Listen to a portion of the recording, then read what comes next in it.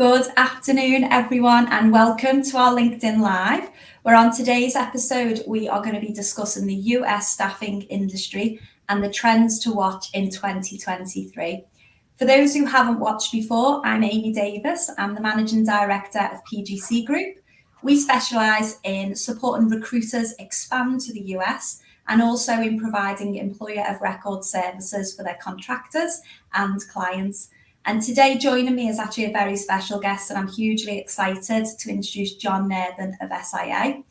John manages the team at SIA that delivers their international research content, and he has over 25 years experience in the staffing industry, having previously worked in senior managerial roles for 3 of the largest staffing companies in the world, along with founding the International Review of Employment and playing a leading role in the development of the Common Data Standards. So John's experience makes him an authority on global recruitment and contingent workforce issues. So welcome, John, and thank you so much for joining us today. Yeah, hi, good to be here.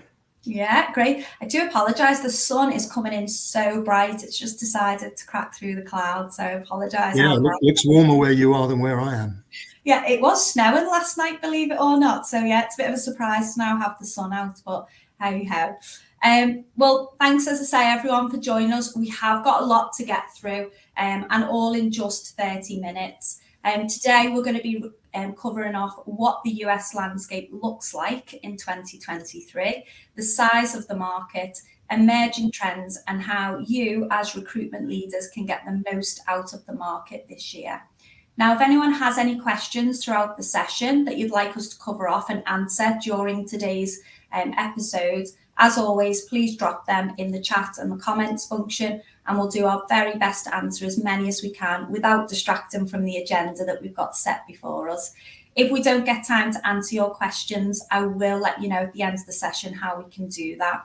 Now, it'd be really useful to me and John if we could just have a bit of a show of hands through the comments on if you're already recruiting in the US. So if you're already recruiting in the US, maybe do a thumbs up in the comments, or maybe a yes, just gives us an indication of how many people are doing that. And whilst you're doing that, we are going to jump straight in. So John, I think before we jump in and talk specifically about the US market, I think it would be useful to understand the global context of the recruitment market as a whole. Yeah, sure. So the Collins Dictionary word of the year was permacrisis, which I think pretty much sums up where a lot of us feel the world is at the moment. Mm-hmm. I think if you look at the global economy, it's certainly a lot more fragile. Although having said that, unemployment is still actually at record lows in most of the developed economies. Mm-hmm. US GDP forecast for this year is a rather mediocre 0.5%, so nothing to get too excited about. I think there is a danger that developed economies could slip into recession this year, but even if they don't, it's still going to feel a little recession-y and everywhere. Mm-hmm. And I think, broadly speaking, you're looking at a 2023 that's an inverse of what 2022 was, which is so it's going to be a weak first half, but it's going to be getting better in the second half. So roll on the summer. Yeah, definitely. I've not heard the term recession-y before. Yeah, I just invented it. It totally resonates because a lot of clients that I do speak to say, I know we're not in a formal recession, but there is a lot of fear out there and we're really feeling it from our clients. So I might nick that word from you. Okay, yeah, definitely. I can totally see a lot of that, what you spoke about with the global market. If we just switch over specifically to look at the US market, how did that fare last year? And what does the landscape really look as we head into 2023? Yeah, it was a decent year last year, although I think we're expecting it to be rather more unexciting this year. Our forecast for the US market is 2% growth, which, when you factor in the impact of inflation, that probably means there's not really any structural growth. Where revenue is growing, it's probably just through passing on price increases. But the latest data from the Bureau of Labour Statistics was actually quite good. Non-farm employment rose. It was slightly ahead of expectations, which surprised people. All job sectors grew apart from IT, interestingly, which fell a little bit. If temporary help specifically, that's been in decline over the past 4 months. But you need to bear in mind that the comparisons are tough because it comes off of the back of a very strong market in 2021. Yeah. But I mean, I guess the standout feature of the US market last year and the year before was really the healthcare staffing sector. So the US market grew 14% in 2022. The healthcare staffing market grew at 18%, and the year before that, it actually doubled. So there's obviously a big pandemic lift that caused that. The market grew 103% in 2021. So that's really reshaped the nature of the US staffing market. Now, healthcare is the largest segment. It's overtaken IT, so that's quite extraordinary. But if we're talking about the US market, and for those that are interested in moving to the US, I mean, I think the regulatory environment should be something that you should consider. We've got a reputation of being a liberal legal environment, which it is, but the problem is there's a rather complex interplay between the federal, state, and local laws as well. So that does create an administrative burden, and it also means that there's very strong differences by state. So if you're planning to launch in California, you're going to find that a very different market to launching in Idaho, for instance. So a lot of US firms come to the UK, and they make that common mistake that they come to Europe. They think Europe is the same everywhere, whereas of course France is very different to Germany, to the UK, etc. Well, I think Europeans going into the US because it's one country are guilty of that same thing. The US is very different from state to state. Also with legislation as well, that US is a little bit more paranoid when it comes to things like worker classification. So that's probably something that I guess PGC is very familiar with, making sure that contract evaluation and compliance is right. The other thing with the US market is that, I mean, the legislation changes so frequently as well. It surprises me because we publish a quarterly legal bulletin highlighting any changes in legislation globally. And there's as many changes in the US market as there is anywhere. And of course, change is a pain, whether it's good or bad, because it means you've got to change your processes and maybe even your technology. And I think legislation relating to temporary staffing provision is actually quite good. It is quite liberal. It's an easy market to operate in. But ironically, that also has the effect of meaning that the market penetration, the number of temporary workers as a proportion of the whole workforce, doesn't tend to grow that much, because to be a good staffing market, you want a quite penal employment legislation. The reason that the staffing market is strong in France is because it's difficult to hire and fire people. So in a US market where the legislation is relatively benevolent, it's easy to hire and fire people. So you're not going to be trying to use temporary workers. We talk about that a lot. It's a highly transient market because of how easy it is to dismiss people because of at will employment that exists. And interestingly, a couple of clients that have moved to America and work in America almost don't see, well, they do, but they don't see the practical differences between temporary and perm, because you can just move in and out of roles. So even if you're in a permanent contract opportunity, you have no obligation in terms of notice periods or reasons why you're leaving, which is very similar to the contract world. So that's why you kind of see it being flat. It's just because the overall culture of at-will employment is really driving that and increasing the transient opportunities that there are for recruiters as well to backfill when someone is gone in with immediate notice. Yeah, also very difficult to employ people in different states. If you're set up to provide business in one state, if you're hiring people to work remotely for you in other states, you will find that quite painful. It's just the same as trying to get somebody to work for you in a foreign country, effectively. That's exactly it. So, I think a lot of recruiters don't realise about being registered in every state to actually engage that contractor and be able to pay them, and then also remit the state and the local taxes of that state along with the federal, just like you mentioned earlier on. So there is a lot to it, and I think definitely with the pandemic and coming out of that, and clients getting super comfortable, the end hirer, getting super comfortable with remote working contractors, has just seen that spread for PGC of, we used to just have the, prominent states where contractors will be hired, but we've seen a real increase in the spread of those contractors now across numerous states because clients are now comfortable and have the tech to be able to engage these workers remotely. Yeah. Brilliant. So just in terms of the size then of the market and how that looks like, what is the size in terms of revenue and how does that compare to the global stage? Well, the global market for temporary agency work is 528 billion, and the US is about 31% of that. So it's the biggest single market for temporary staffing. That's followed by Japan and the UK. But if you add up all of Europe, Europe's actually a bigger market overall. Mm-hmm. The US is a big market in that there's a lot of staffing firms there. If you look at the whole of North America, there's over 27,000 staffing firms. But bear in mind, there's 28,000 in the UK. So if you're looking for where you might find a competitive market, the UK is where it's at. So on that basis, those of you operating in the UK are unfamiliar with the US, you may find it an easier market to do business in it. Yeah, totally.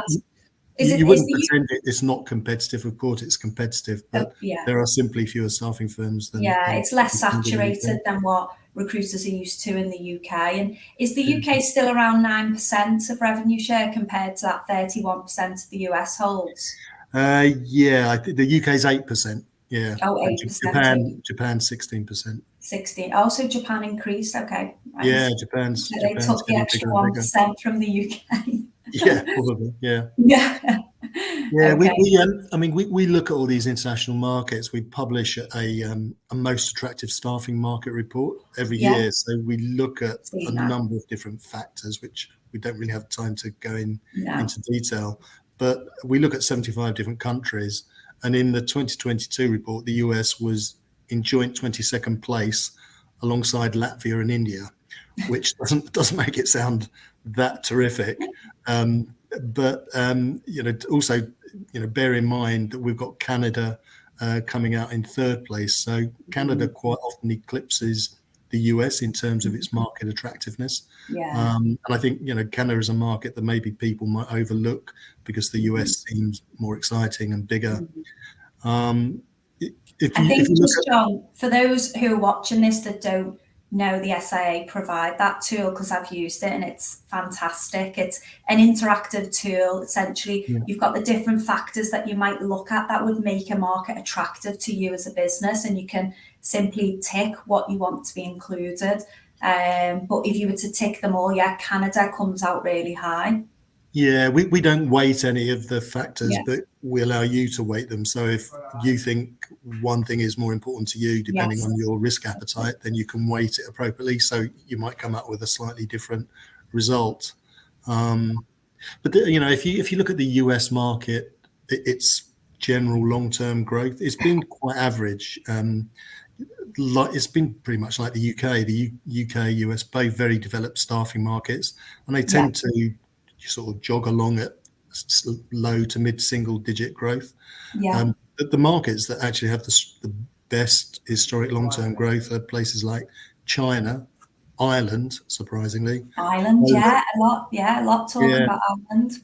And then also Italy and Spain. So again, a lot of people overlook Italy and Spain in Europe. They tend to, if they're expanding into continental Europe, they tend to go to the Netherlands or Germany. But Italy and Spain, you should have invested in those markets 5 years ago. Yeah, definitely. Great. So As you've talked a little bit about the historic growth of the UK and the US and how they really are very established markets. So whilst they are still two of the top three countries globally holding the largest revenue size, the growth of that market is established. What about the projections for 2023 and any trends on gross margins that you might be seeing, John? Yeah, so 2023, our forecast, I think I mentioned it, is 2%. Yeah. But that's off of the back of reasonably strong growth. The US market rebounded more strongly out of the pandemic than the UK. Yeah. So it's had a good couple of years. So we just think it's going to calm down. Obviously, you just look at the economic data. It seems like it's not going to be the most exciting staffing market in the world. But there again, it's not that exciting here in the UK either. And in gross margins, we mentioned how the UK market is a lot more competitive. So we actually do a report where we look at gross margins on a half-yearly basis. I can tell you that the average number is 22.7% for gross margins, and that ranges from 15.3% for office clerical assignments all the way up to 32.6% for marketing and creative roles. And actually, margins lifted very strongly across all segments last year because of the skills crisis that they experienced. And those skill shortages peaked in August, and they've leveled off a bit and started to cool down.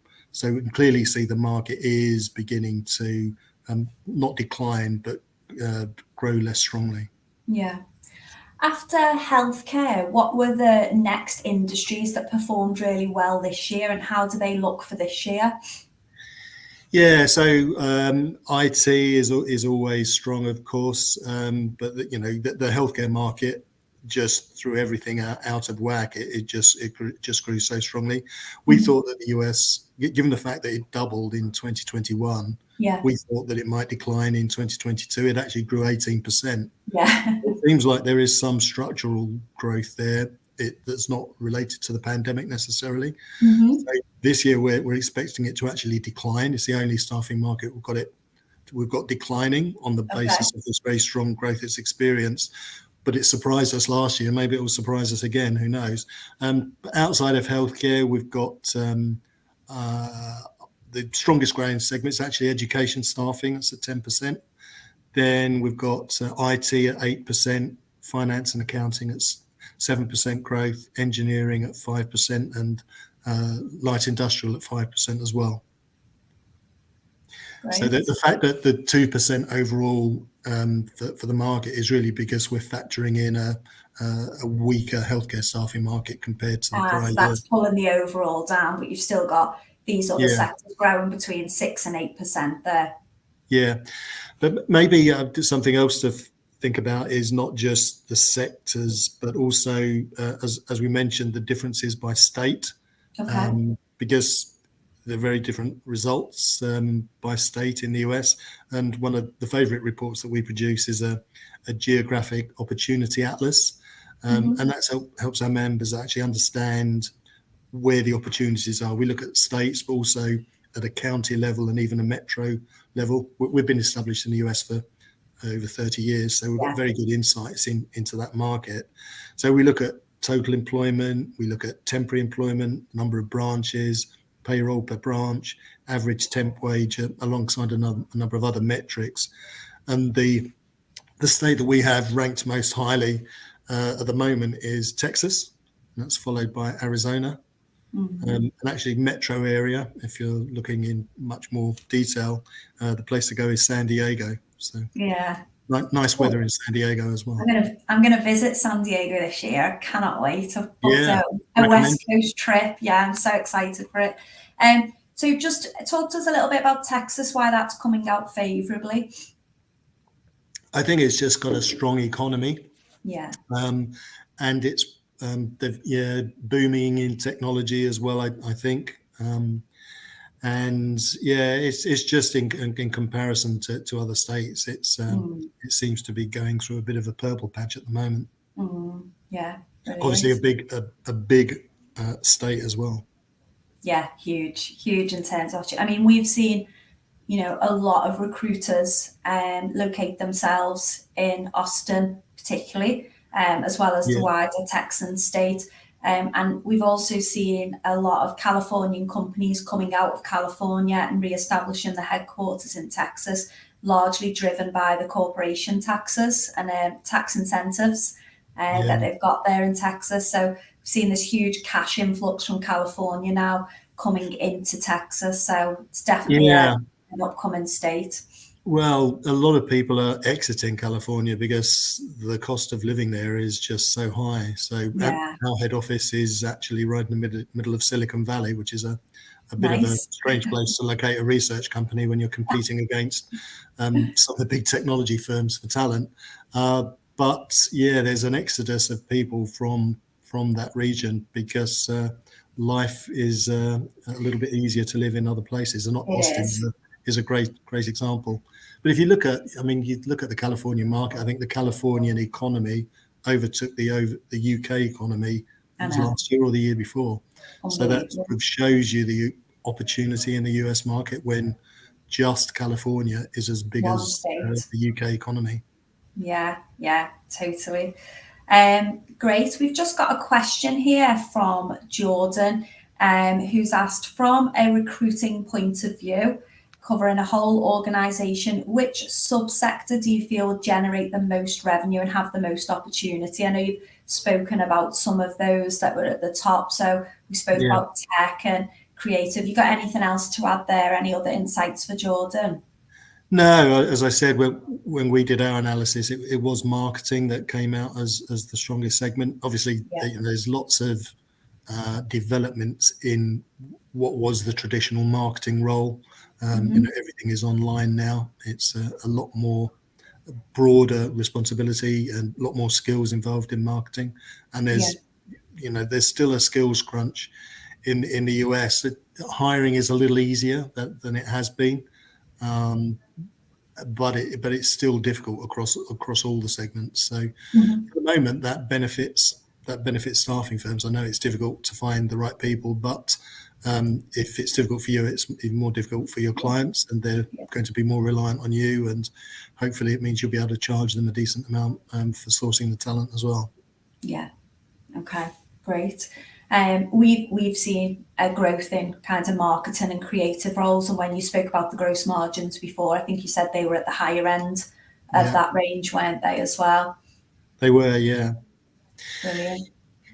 Yeah, but sorry, one other thing I should have mentioned is we've actually got very good insights into the US market because we have a partnership with Bullhorn, so they send us anonymized client data each week, which we can crunch, and we can tell you what's happening in the US market at any one time. So if you look at temporary staffing in commercial occupations, that was down 9% year over year. Professional was only down 3%. But bear in mind, professional is supported by this huge boom in healthcare, and all the markets are actually down compared. We benchmark it against January 2019, so pre-COVID, and all the segments are down compared to that period. So, there's still room for growth in these markets. Certainly, the next 6 months are going to be not that great, but I think beyond that, there's room for growth in all the segments. Yeah, brilliant. So we have got around about 7 minutes left. So if anyone has got any other questions that they want us to cover, please pop them in the comments. So I think before we kind of come to the end, John, it's important to cover off how recruitment leaders can really get the most out of the market this year. Do you mind sharing your thoughts on that? Yeah, well, we've mentioned it's a big market and there's plenty of opportunity. I would say, make sure that you understand some of those issues that we've talked about and the legal issues, and make sure that you do the research. And I would, of course, plug the fact that we have that data. So if anybody wants to talk to us about corporate membership, then please do.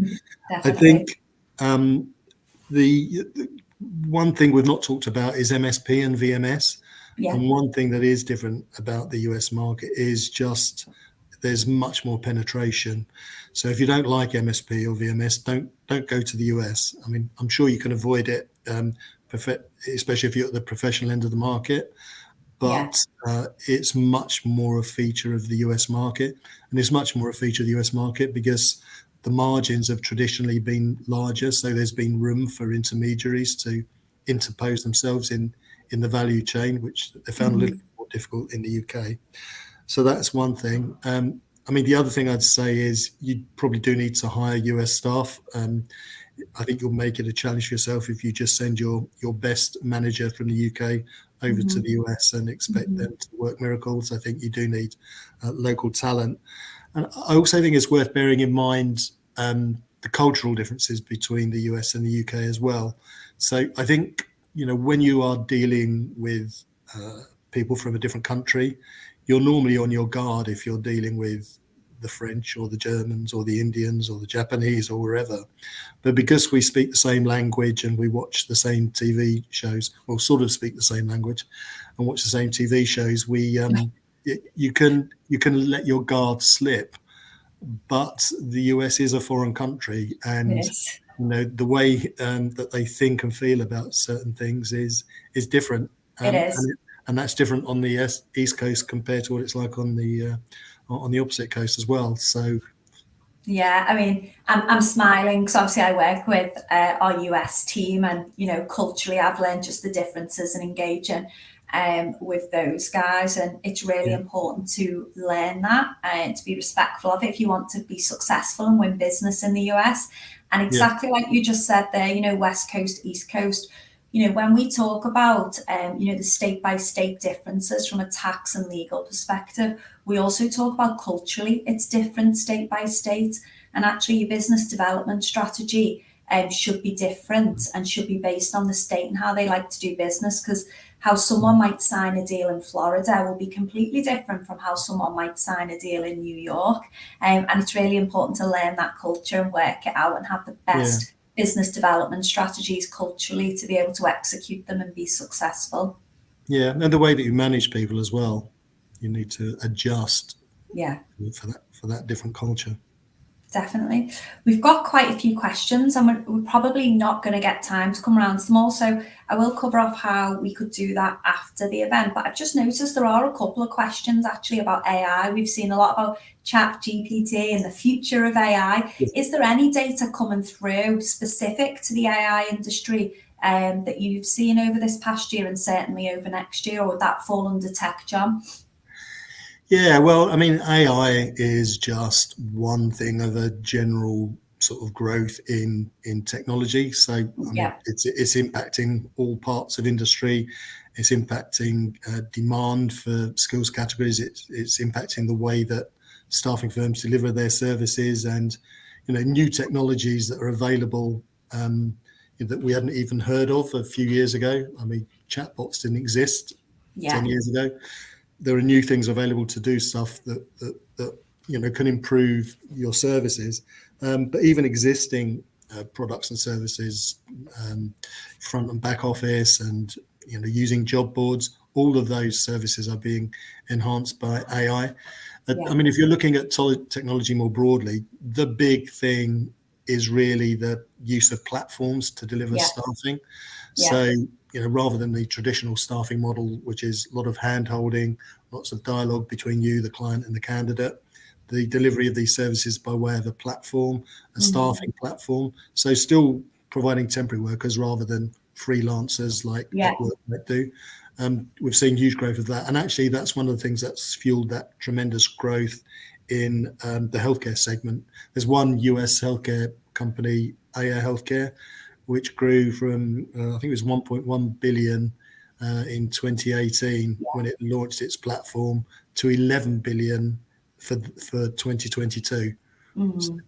So that's extraordinary growth. And part of that would have been the healthcare market, but part of it would have been the fact that they've transitioned to a platform model. So a lot of companies in the US in particular are looking at delivering their staffing services by way of a platform model. Okay, really great insights.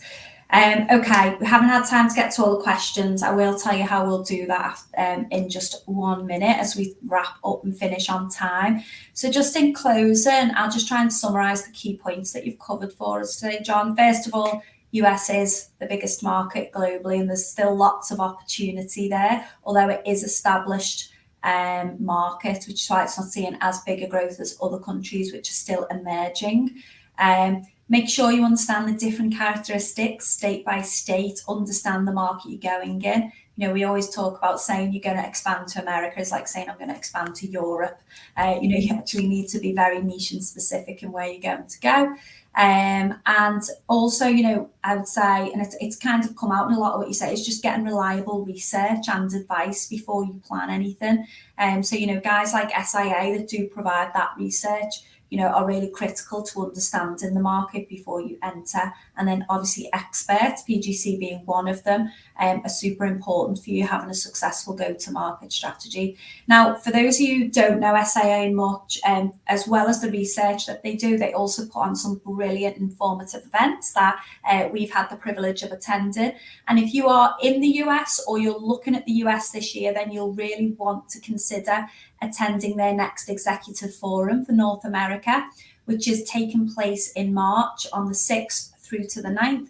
It's actually taking place in Miami, which is a pretty exciting destination to go to for a conference. So if you're interested in attending that event, we're going to put the link to it in the comments. You'll be able to check out more details. And if you wish to attend, you can register there. It truly is a must-attend event if you are serious about the American market this year.